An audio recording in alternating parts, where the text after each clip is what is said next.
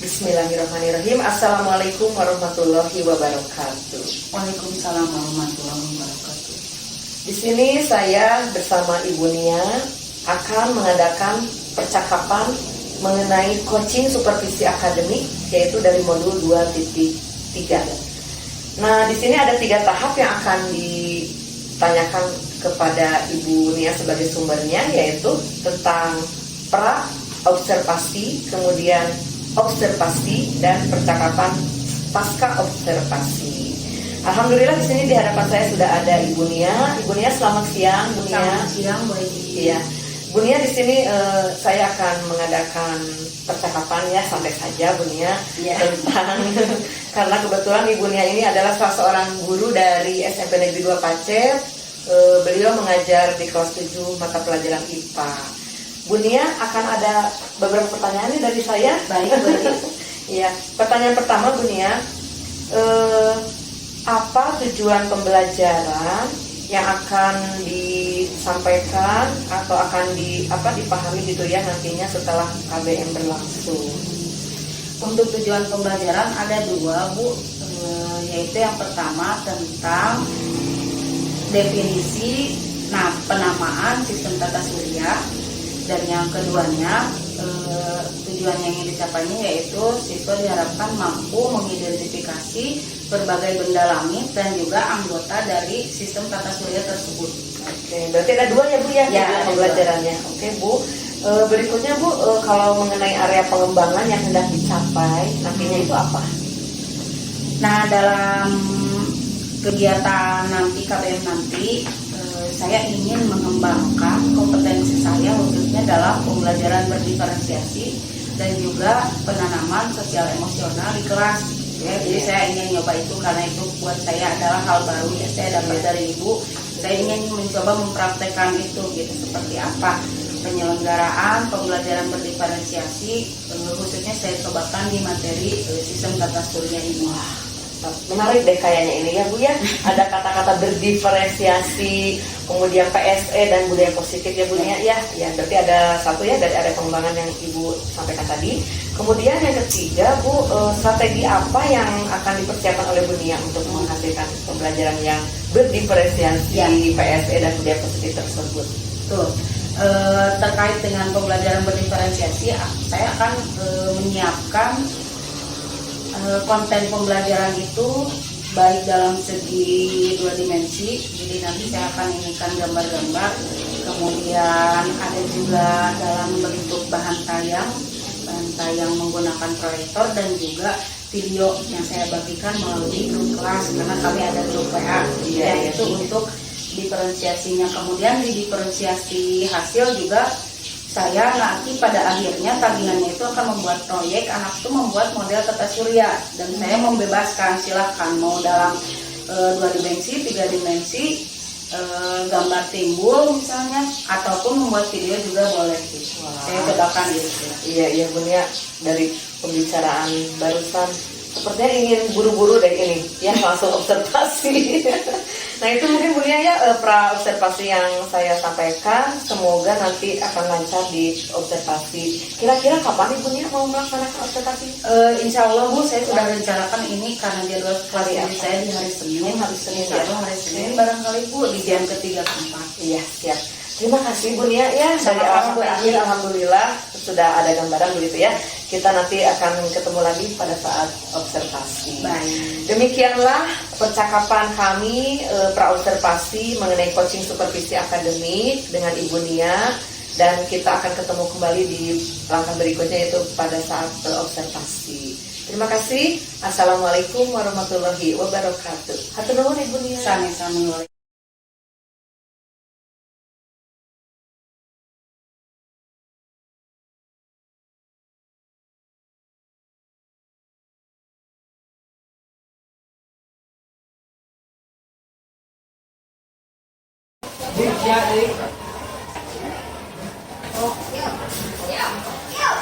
Bismillahirrahmanirrahim. Assalamualaikum warahmatullahi wabarakatuh. Waalaikumsalam. Terima kasih Ibu Nia. Sama-sama. Kami yang ada di sini untuk selanjutnya akan melakukan pasca observasi dengan metode coaching supervisi akademik. Buni ya, untuk menghemat waktu langsung saja ya, pasca observasi ini akan dilakukan. Selamat siang Buni ya. Siang Bu Eji. Iya, wah lelah juga ya kayaknya ya Buni ya, kemarin sudah melaksanakan observasi pembelajaran. Setelah sebelumnya kita observasi, kemudian observasi pembelajaran, dan kini saatnya kita akan melaksanakan pasca observasi Bunia ya. Bunia, setelah Bunia melaksanakan pembelajaran kemarin, apa yang sudah berjalan dengan baik menurut Ibu Nia? Baik Bu Eji, sebelumnya terima kasih ya atas bimbingannya. Mulai dari saya dikenalkan dengan materi RPP berdiferensiasi, kemudian juga KSE, ada unsur KSE-nya, dibimbing untuk menyusun RPP-nya, dan kemudian diuji cobakan. Ibu juga mengamati saya di kegiatan observasi. Ya, dari apa yang sudah saya rancang di dalam RPP tersebut, insya Allah saya merasa hampir 90% sudah bisa saya laksanakan tahap demi tahapnya. Menurut Bu Nia, apa yang perlu ditingkatkan dari proses pembelajaran kemarin? Ya, baik. Kalau secara dilihat dari tahapan yang sudah saya rencanakan, memang sudah saya lakukan sesuai step by step-nya Bu Eji. Tetapi memang saya merasakan ada hal-hal yang masih belum maksimal yang saya laksanakan di kelas. Satu hal mungkin karena memang ada sesuatu yang baru, jadi masih agak canggung di saya. Kemudian kalau yang saya rasakan kurang itu, karena saya kan mengajar menggunakan bahan tayang ya Bu Eji, di mana saya memutarkan video juga, animasi atau simulasi pergerakan planet-planet, di mana waktu itu saya kurang mempersiapkan pointer gitu. Jadi karena saya harus memindah-mindahkan slide dari satu tayangan lain, sehingga saya lebih banyak terfokus kegiatannya itu di depan.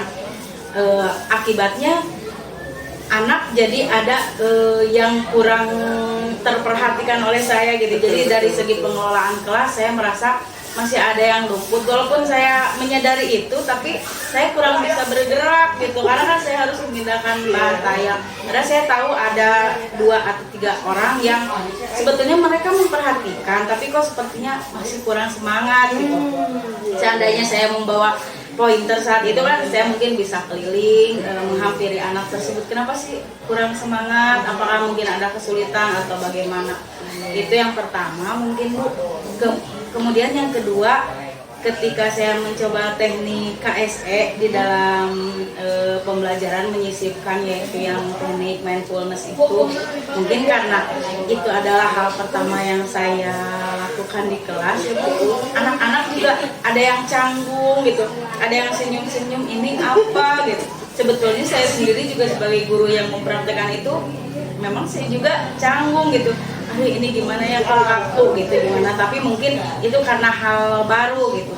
Karena kalau menurut saya itu penting dan memang dibutuhkan untuk mendukung anak belajar lebih baik konsentrasinya, tapi mungkin karena belum terbiasa jadi ya masih agak canggung. Betul Bu Nia ya.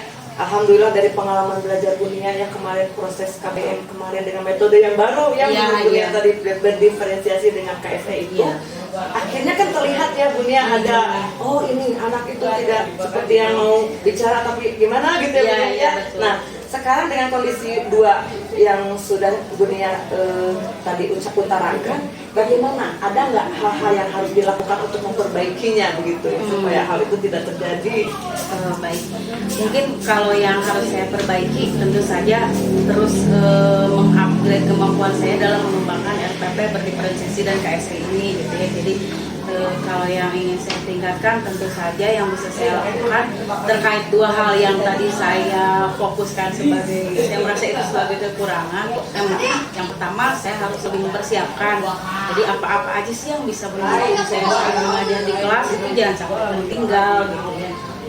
supaya walaupun saya menggunakan bahan tayang, video animasi, mobilitas saya di kelas itu bisa tetap bebas ke sana kemari, sehingga pengelolaan bisa tetap saya handle gitu. Dan yang kedua mungkin terkait kekurangan yang tadi saya bilang dari hal KSE yang masih canggung, ya namanya juga hal baru ya Bu. Barangkali kalau menurut saya, ya saya harus melakukan itu terus menerus, dan saya juga harus terus belajar. Barangkali ada teknik-teknik KSE lain yang bisa saya terapkan di kelas gitu, sampai akhirnya saya merasa terbiasa melakukan itu, anak-anak juga terbiasa, tidak canggung lagi. Betul-betul. Wah, langkah apa nih kira-kira yang akan Ibu Nia lakukan untuk mengatasi hal tersebut, dan siapa kira-kira nih yang akan Ibu ajak untuk menyelesaikan masalah ini, coba? Ya, barangkali tentu ada saja gitu. terkait pengembangan RPP berdiferensiasi KSE ini kan memang saya tahunya dari Ibu gitu ya. Pasti saya akan banyak bertanya ke Ibu gitu. Saya juga pasti butuh bantuan Bu Eji, membimbing saya, memberi masukan-masukan saran ketika mengembangkan diferensiasi dan KSE ini di bab yang lainnya. Saya kan baru nyoba di satu bab nih, jadi mohon Ibu bersedia gitu meluangkan waktunya untuk membantu saya di bab yang lainnya gitu. Insya Allah. Nanti Bu Nia juga akan ikut membantu kami juga ya kalau udah tahu ke rekan kerja yang lain. Iya, iya. Iya. Nah, kira-kira selain bertanya kepada saya, kemudian kepala sekolah dan yang lainnya, mungkin ada dong pengembangan diri gitu yang akan Bu Nia lakukan gitu. Misalkan apa tuh pengembangan diri yang akan Ibu Nia lakukan? Kalau pengembangan diri yang akan saya lakukan setelah ini gitu ya Bu ya. Yang pertama mungkin tadi jelas saya ingin mencoba mengembangkan RPP berdiferensiasi dan KSE ini di bab yang lainnya seperti apa. Kemudian metodenya juga mungkin tidak akan sama lagi dengan yang ini karena kan dipengaruhi materi juga. Kemudian mungkin saya akan mengupgrade pengetahuan saya tentang macam-macam diferensiasi dan macam-macam KSE itu. Jadi tidak terfokus dengan yang tadi aja Bu. Kapan nih akan dilakukan? Bagaimana nih ukuran keberhasilannya nih Ibu Nia? Ya. Kalau dilakukan ya tentu saja setelah ini ya, secepatnya ketika saya mempersiapkan pembelajaran yang baru ya saya semoga tidak kembali lagi ke yang dulu lagi gitu ya. Perubahannya Bu Nia. Ya. Nah kalau kriteria keberhasilan saya akan merasa berhasil karena pembelajaran itu seperti kata Ibu juga ya, bimbingan informasi dari Ibu.